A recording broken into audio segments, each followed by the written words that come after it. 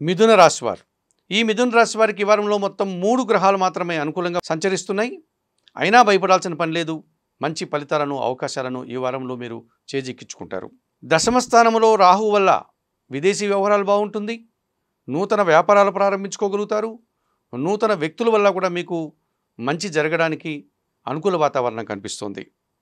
అలాగే దశమ భావంలో రవి సంచారం వల్ల అధికారుల అండదండలతో వృత్తి, ఉద్యోగ, వ్యాపార, వ్యవసాయ రంగాల్లో మిథున రాశి వారు అభివృద్ధిని సాధిస్తారు. తండ్రి నుంచి సహాయాన్ని అందుకుంటారు.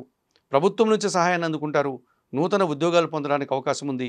ఉన్న ఉద్యోగంలో పదోన్నతులు పొందడానికి, వ్యాపార లావాదేవీలు పుంజుకోవడానికి కూడా అనగా వేగం పుంజుకోవడానికి కూడా అవకాశం కనిపిస్తుంది.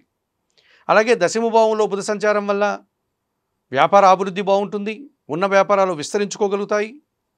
బ్యాంకు లావాదేవీలు కానీ, ఆర్థిక విషయాలు కానీ, రుణ సదుపాయాలు కానీ మీకు అనుకూలంగా ఉండడానికి ఎంతగానో అవకాశం కనిపిస్తుంది.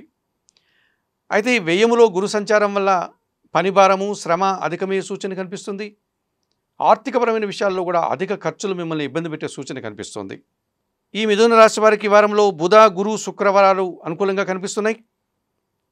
దానాలు ఇచ్చేటువంటి క్రమంలో ఈ మిథున రాశి వారు శనగలను గురువారం రోజు గురువులకు కానీ లేకపోతే పేదవారికి కానీ దానం చేయండి. స్తోత్రపారాయణ విషయంలో దక్షిణామూర్తి శ్లోకాలు నిరంతరం చదువుకోవడం వల్ల మీరు గురుబలాన్ని పొందగలుగుతారు.